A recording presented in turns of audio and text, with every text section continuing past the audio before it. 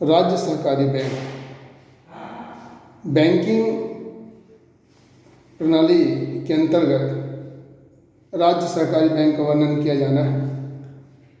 भारत में प्रत्येक राज्य में एक राज्य सहकारी बैंक की स्थापना की जाएगी। कुछ राज्यों में एक से अधिक राज्य सहकारी बैंक भी स्थापित किया जा सकता है, जो परिस्थितिवश होता है। वैसे सहकारी बैंक के इस सर्वोच्च बैंक होता है जिसे हम राज्य सहकारी बैंक कहते हैं। राज्य सहकारी बैंक अपने अपने राज्य की पूरी सहकारी व्यवस्था का केंद्र बिंदु होता है। सब सहकारी संस्थाएं सहकारिता के लिए इन बैंकों की ओर मुख्य रूप से निहारती देखती है। इसलिए राज्य सहकारी बैंक को शीर्ष बैंक, अपेक्स बैंक भी कहा जाता है। शीर्ष बैंक सब सहकारी संस्थाओं को आर्थिक सहायता देता है और उनकी समय समय पे नीति निर्देश करता है। सदस्यता, वैसे तो राज्य सहकारी बैंक की सदस्यता केवल केंद्रीय सहकारी बैंक को ही दी जाती है, किंतु कुछ विशेष परिस्थितियों में व्यक्ति को भी इनकी सदस्यता दी जाती है। यह अर्थशास्त्री यह सहकारी आंदोलन में रुचि रखने वाले व्यक्ति होते हैं। पूंजी, राज्य सहकारी बैंक भी अंश बेचते हैं, जिन्हें केंद्रीय सहकारी बैंक मुख्य रूप से खरीदते हैं। राज्य सहकारी बैंक का प्रधान कार्यालय राज्य की राजधानी में होता है। यहाँ उन्हें जनता तथा अनेक सहकारी और गैर सहकारी संस्थाओं की जमाएं भी आसानी से प्राप्त होती है। राज्य सहकारी बैंक भी थोड़ा अधिक ब्याज दे सकते हैं। पूंजी तथा जमाओं के अतिरिक्त राज्य सहकारी बैंक के साधन का प्रमुख स्रोत ऋण होता है। एक बैंक रिजर्व बैंक से नियमित रूप से प्राप्त करता है और अपने ग्राहकों को ऋण मुहैया करवाता है। यह रिजर्व बैंक से प्रायः कम ब्याज पर ऋण प्राप्त करता है और 1-2% अधिक की दर पर अपने ग्राहकों को ऋण देता है। राज्य सहकारी बैंक को रिजर्व बैंक के सहकारी प्रतिभूतियों तथा कृषि बिलों की जमानत पर ऋण मिल जाते हैं। अनेक राज्य सरकार की गारंटी पर भी ऋण प्राप्त किए जाते हैं। व्यवसाय, राज्य सहकारी बैंक का मुख्य व्यवसाय वाणिज्यिक बैंक की भांति होती है, अर्थात यह जमा लेना और इस जमा राशि को ऋण पर देना होता है और उस ऋण राशि से ब्याज को प्राप्त करना होता है। यह मुख्यतः अपने सहकारिता सदस्यों को खास करके कृषि ऋण या मुहैया करवाती है। यह व्यावसायिक बैंक की तरह ही अनेक छोटे छोटे उद्योग जो ग्रामीण अंचलों में उनके राज्य में स्थापित होते हैं, उनके विकास करने के लिए ऋण मुहैया करवाते हैं। तथा राज्य सहकारी बैंक का और दायित्व केंद्रीय बैंक का विकास करना, साख समिति का विकास करना भी होता है। इस प्रकार से राज्य सहकारी बैंक का मुख्य व्यवसाय इन्हीं धुरियों के विकास के लिए होता है, जिनमें इनका दायित्व केंद्रीय सहकारी बैंक साख समिति से ज़्यादा होती है। ब्याज, राज्य सहकारी बैंक स्वयं रिजर्व बैंक से ऋण प्राप्त करती है तथा इन ऋणों पर जो ब्याज देय होता है उसे अधिक देय ब्याज पर वह अपने ग्राहकों को ऋण देती है। प्रबंध, राज्य सहकारी बैंक का प्रबंध एक संचालक मंडल भारत में होता है, जिसका सदस्यों का चुनाव सदस्यों को वार्षिक सभा में होता है। साधारण सभा में जो नीतियाँ निर्धारित की जाती हैं उनका पालन करना और करवाना संचालक मंडल का दायित्व होता है। केंद्रीय सहकारी बैंक की भांति राज्य सहकारी बैंक के कर्मचारी भी वेतनभोगी होते हैं। इन बैंकों के जनरल मैनेजर, एजेंट आदि की नियुक्ति राज्य सहकारी विभाग अपने अधिकारियों के द्वारा करता है। स्पर्धा, राज्य सहकारी बैंक भी स्पर्धा का सामना करना पड़ता है और मुख्य स्पर्धा वाणिज्य बैंक से होते हैं और इस प्रकार सहकारी बैंक के लिए यह एक चुनौती होती है। राज्य सहकारी बैंकों को लाभ यह है कि इनके पास सहकारी संस्थाओं तथा केंद्रीय बैंकों के खाते पर अपने आप आ जाते हैं तथा कुछ राज्यों में कृषकों तथा छोटे उद्योग के लिए इस बैंक में खाता खोलना अनिवार्य होता है। इसी कारण से यह चुनौती को स्पर्धा को सामना करने में सक्षम होते हैं और वाणिज्य बैंकों की तुलना में अत्यधिक मजबूती दिखाई देता है। शाखाएं जिन महत्वपूर्ण स्थानों पर बैंकिंग सुविधाएं उपलब्ध नहीं हैं वहाँ केंद्रीय सहकारी बैंक की स्थापना नहीं हुई है तथा राज्यों में राज्य सहकारी बैंक अपनी शाखा खोलता है ताकि जनता को बैंकिंग सुविधाएं मिल सके और सहकारिता प्रचार ग्रामीण क्षेत्र में हो सके। या केंद्रीय ग्रामीण बैंक स्थापित हो जाता है, वहाँ राज्य सहकारी बैंक अपने खाता खोलने की आवश्यकता महसूस नहीं करती है। इस प्रकार से राज्य सहकारी बैंक सहकारी बैंकों में सहकारी संगठन में मुख्य संस्था होती है। सहकारी बैंकों के गुण निम्नलिखित सहकारी बैंकों के गुण पाए जाते हैं। सहयोग की भावना। सहकारी साख आंदोलन का सबसे महत्वपूर्ण उद्देश्य सहयोग करना था और ग्रामों के आर्थिक विकास के लिए सहयोग करना इसका मुख्य उद्देश्य होता है और यही सहकारी बैंक का प्रमुख गुण पाया जाता है। साहूकारों के प्रभाव को समाप्त करना। हम जानते हैं कि साहूकारी व्यवसाय भारत के विकास को ग्रसित किया है। कहा जाता है कि एक किसान ऋण में जन्म लेता है और कर चुकाते मर जाता है। ये साहूकारी पद्धति के समय का वाक्य है जिससे सहकारी बैंक के माध्यम से छुटकारा मिला और आज कृषि के विकास का मुख्य योगदान सहकारी बैंक को जाता है। जो राज्य सहकारी बैंक केंद्रीय सहकारी बैंक का मुख्य गुण होता है। रूढ़िवादिता को समाप्त। सहकारिता के निरंतर प्रचार के कारण ग्रामों में मृतक भोज,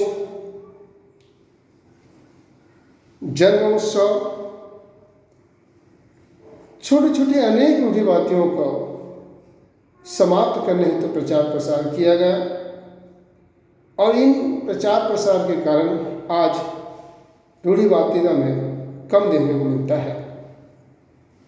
सहकारी बैंक का सबसे सर्वोत्तम गुण यह है कि वह अपने ग्राहकों को सस्ते दर पर ऋण उपलब्ध करवाते हैं और ऋण वापसी भी वह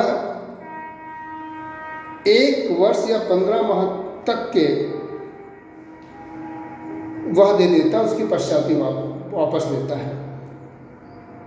सुगम ऋण उपलब्ध हो जाते हैं और कृषकों के लिए यह बैंक बहुत ही महत्व रखती है क्योंकि एक भारतीय किसान वाणिज्य बैंक की अपेक्षा सहकारी बैंक पे अधिक विश्वास रखता है। इस प्रकार से सस्ते ऋण उपलब्ध होने से कृषि के सुधार व उसके विकास को बल मिलता है। ऋणों की उपलब्धि सहकारी क्षेत्र द्वारा भारतीय कृषि तथा कुटीर उद्योग को प्रति वर्ष लगभग 1100 करोड़ जो कि 1980 तक के आंकड़े हैं ऋण उपलब्ध कराए जाते रहे हैं।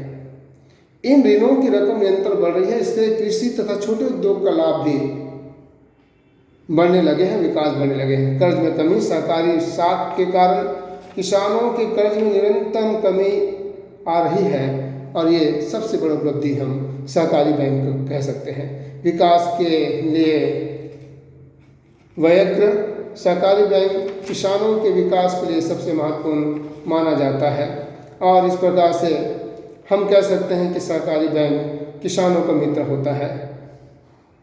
रकम बचाने की आदत। सहकारी बैंक किसानों को रकम जमा करने के लिए सुविधाएं उपलब्ध करवाती है और जमा करने की आदत को प्रोत्साहित करती है। इस प्रकार से सहकारी बैंक वास्तव में ग्रामीण अंचलों का मुख्य बैंक होती है तथा साथ ही साथ कृषकों का मुख्य बैंक होती है और छोटे जो उद्योग होते हैं उनके विकास में यहाँ सहायक होता है। सहकारी बैंक के गुणों का वर्णन करने के पश्चात सहकारी बैंक के दोषों का भी अध्ययन करना आवश्यक हो जाता है।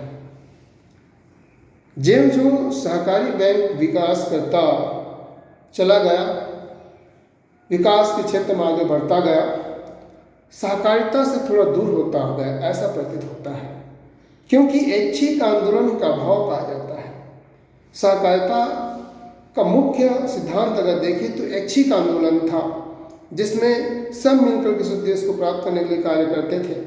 किंतु सहकारी बैंक के विकास के साथ ही साथ मशीनीकरण और संस्था में कर्मचारी वर्ग के कारण से इस सहकारी आंदोलन को कमजोर बना दिया है। इस प्रकार से सहकारी बैंक में ये मुख्य दोष पाए जाते हैं। दूसरी, राजनीति और नौकरशाही।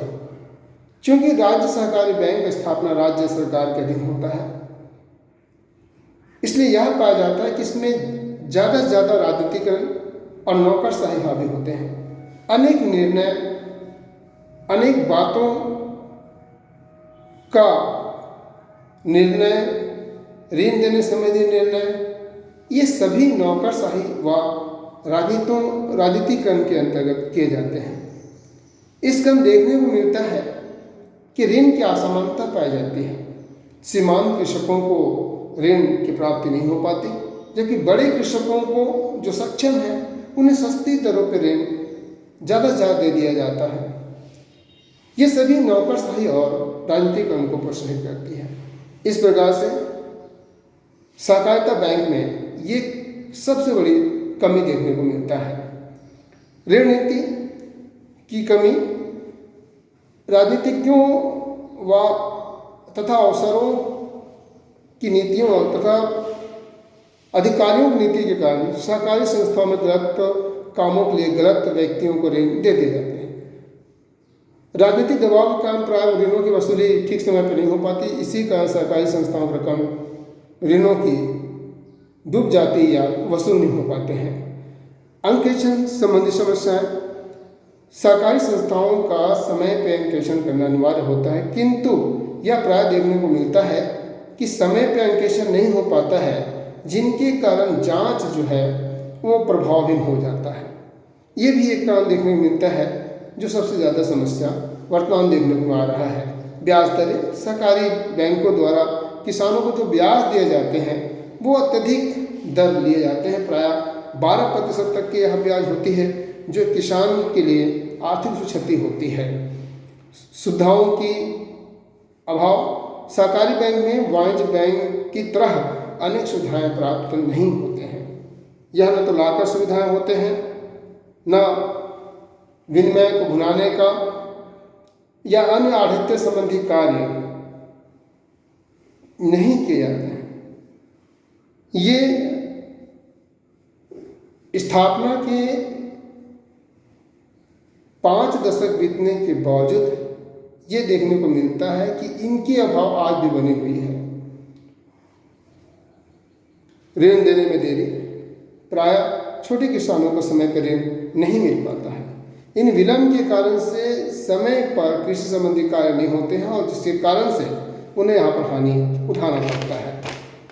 दूर करने के उपाय, सहकारी बैंकों के दोषों को दूर करने के लिए सर्वप्रथम सबसे एकमात्र उपाय है राजनीतिकरण और नौकरशाही को समाप्त किया जाए, जिससे सीमांत व छोटे उद्योग के व्यक्तियों को आसानी से ऋण मिल सके, कम दर पर ऋण मिल सके और वह अपना विकास कर सके। क्योंकि भारत गांव का देश है, भारत का विकास गांव में ही केंद्रित है। गांव का विकास होगा तो देश का भी विकास होगा। इस प्रकार से नौकरशाही और राजनीतिकरण को समाप्त किया जाना चाहिए। रिजर्व बैंक द्वारा भी इन्हें आर्थिक सहायता कम से कम मुहैया करवाना चाहिए। दीर्घकालीन ऋण समाप्त किया जाना चाहिए। वर्तमान में यह देखने को मिलता है कृषि संबंधी घाटे की पूर्ति या जो नियम होते हैं सरकार द्वारा उसे समाप्त कर दिया जाता है, ऋण माफ कर दिए जाते हैं और इन योजनाओं को ऋण माफ का सीधा प्रभाव सहकारी बैंक को पड़ता है, क्योंकि अनेक किसान जो होते हैं वो राज्य सरकार के नियमानुसार सहकारी बैंक से ऋण लेते हैं और जब ऋण माफी की घोषणा होती है तो सबसे ज़्यादा नुकसान अप्रत्यक्ष रूप से सहकारी बैंक उठाना पड़ता है। इसलिए यहाँ पे ध्यान रखा जाए कि सहकारी बैंक में राजनीतिकरण कम से कम किया जाना चाहिए। साथ साथ उचित समय पर अंकेक्षण होना चाहिए, सार्वजनिक किया जाना चाहिए तथा जो पाए जाने वाले कमी को दूर किया जाना चाहिए। इस प्रकार से सहकारिता का विकास भारत देश के लिए संपूर्ण रूप से विकास माना जाएगा। जैसे जैसे सहकारिता का विकास होगा, ग्रामों का विकास होगा, ग्रामों का विकास होगा तो भारत का विकास होगा और सहकारिता इसके लिए मुख्य जिम्मेदार है, मुख्य दायित्व रखता है। इस प्रकार से बैंकिंग प्रणाली में सहकारी बैंक का मुख्य योगदान रहा है। धन्यवाद।